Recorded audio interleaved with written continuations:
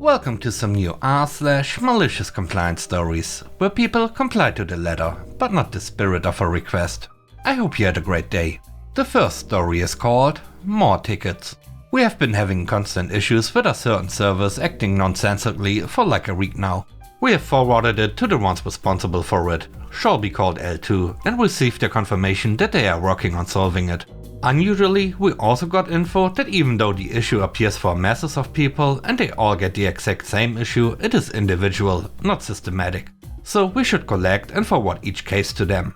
This is an unusual situation, to say the least. Furthermore, I see that my earlier tickets on the matter are now on L2, waiting status. Years of experience tell me that this means we will sit on it until the system in question gets decommissioned, then asked if the issue still persists.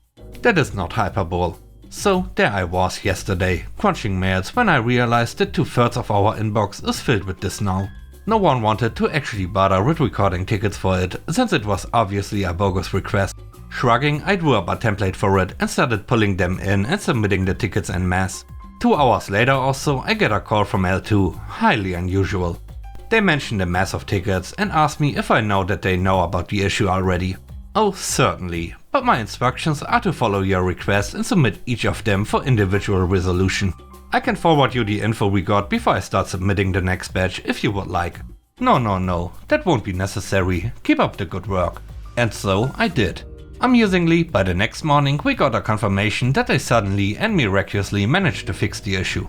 I'm sure the thinly veiled threat of 100 more tickets had nothing to do with their sudden haste. They still managed to screw it up and say that one case was resolved. I notified the client, then 5 hours later also say that that one is not resolved after all. The next story is called Do It Your Way. I'm a nursing student, and on top of our own professions education, we also have to take compulsory language classes, Chinese and English. The tutors teaching these classes were not from our own department, but from the language departments. And boy, the Chinese tutor was awful. His teaching was nowhere near good. But the worst part is with the assignments and tests, where he would give us the work, offering very vague and limited instructions that didn't help much. When we tried to ask him to be more specific and give clearer instructions or to give marking rubrics, he never gave straight answers and just tried to dodge it. But after the work was done, he would nitpick every little thing and would grade us really low. We were all very frustrated about it, but had no way to resolve this. One day, the teacher said that we had to take a quiz on translating classical Chinese to modern Chinese. I don't know what good it does to our profession, but we had learned that in our prior education in high school anyway, so not a big deal. Before, when we learned it in high school, we were taught to translate it word to word and very literally for the sake of tests and exams. But it was never the only way to translate, as you can also interpret according to the meaning rather than to the words, which both ways work. Anyway, we asked the tutor what he would expect.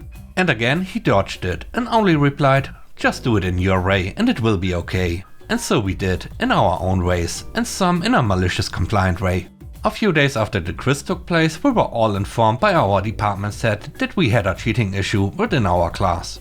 He stated that academic integrity is held high and they have no tolerance towards such things. Turns out that the tutor accused half of our classmates, around 50-ish people, of cheating because their works were similar.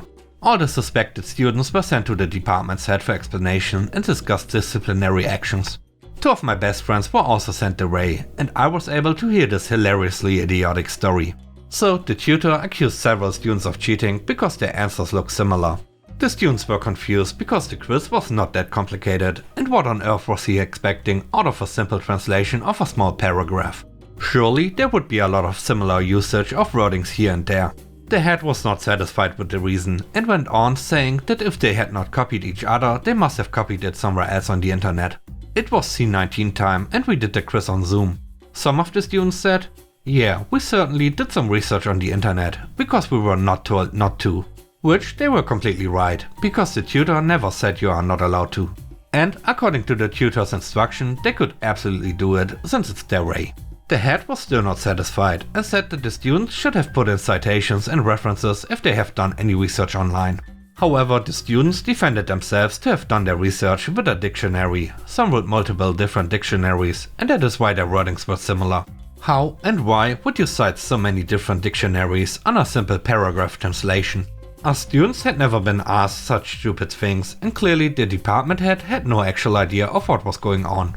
She was just listening to the tutor side of the story, while refusing to believe that the students had not cheated. This argument went back and forth between 50-ish students and the department head for hours.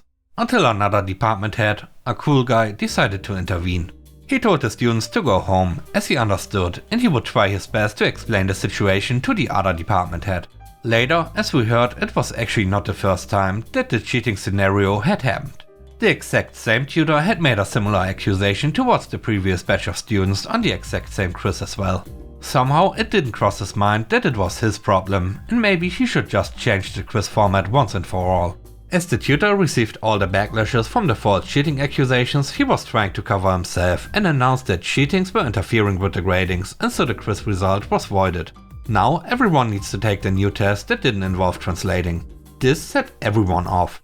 The students not being accused were angry too at the time being wasted, since none of this would have happened if the tutor had used the new test instead of that buggy translation quiz, and he was trying to shift the blame to the students.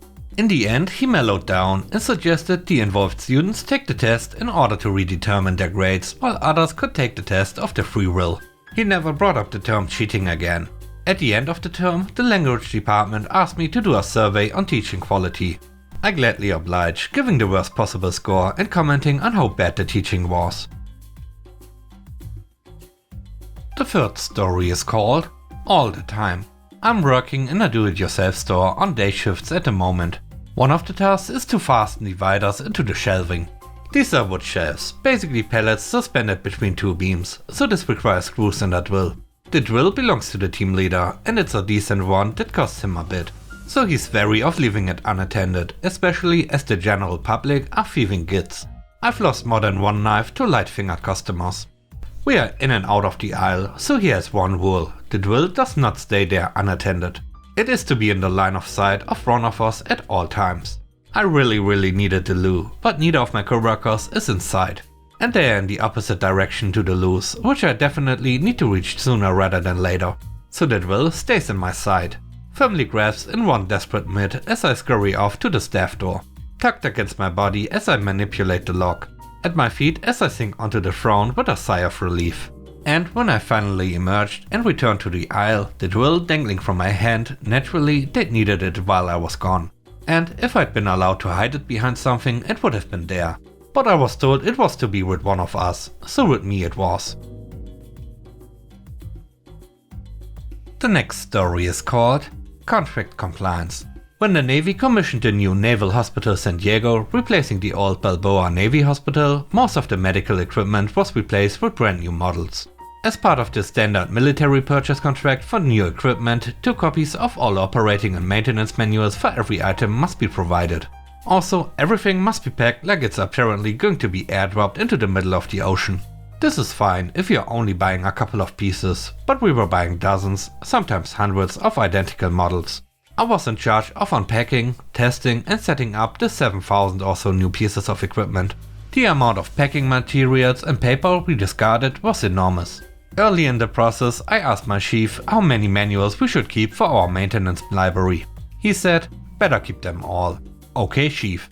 Cue malicious compliance. I put 1 copy of the operations manual and 2 copies of the maintenance manual for every model in the library. The others I put in the chief's new office space. I moved all his new furniture to the walls, then started stacking. When 450 IV pumps showed up, we took a week to check them all in, and the stacks got bigger. And when more stuff came, the stack got even bigger. Eventually, the chief came over to see how things were going. By then, his office was nearly full. He initially puffed up to be set off, but realized quickly how absurd it was. We dumped a lot of manuals that day. The last story is called Footlong Saga.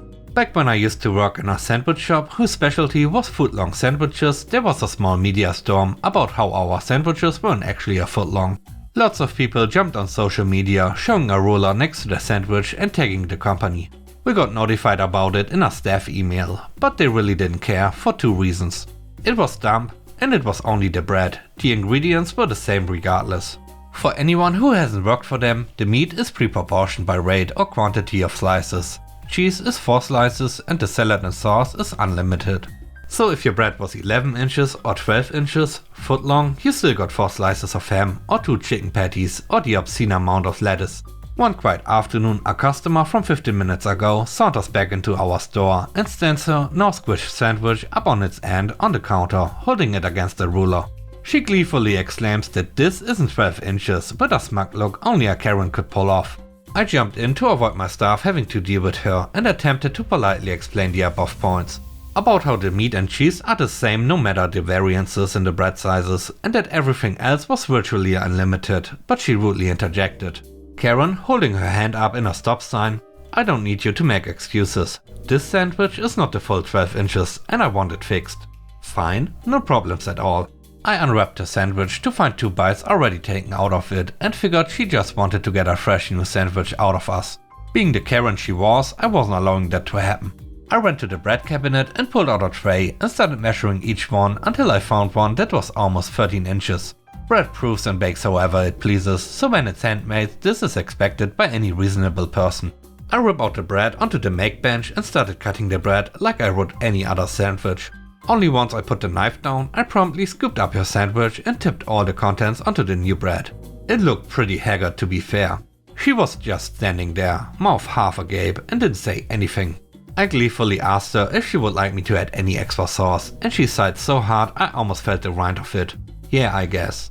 After, I wrapped up the sandwich in fresh wrapping paper, and as I passed it to her, stated, "This one is definitely 12 inches with the same smug grin she gave me." She shuffled out the door, but later called the store owner to complain. The owner and I were on great terms, as he directly picked me to be the supervisor I was at the time. So after asking for my side of the story, he basically told Karen to suck it. She didn't get anything out of us. The whole media situation was a nightmare for him, so he thanked me for handling it the way I did and not wasting extra food. And with that, we end today's video. Let me know what you think about the stories. On a scale of 1 to 10, how would you rate the stories in today's video? I hope you enjoyed the video. If you did, please don't forget to subscribe and hit the like button. And I hope you have a great day. Stay safe. Bye bye.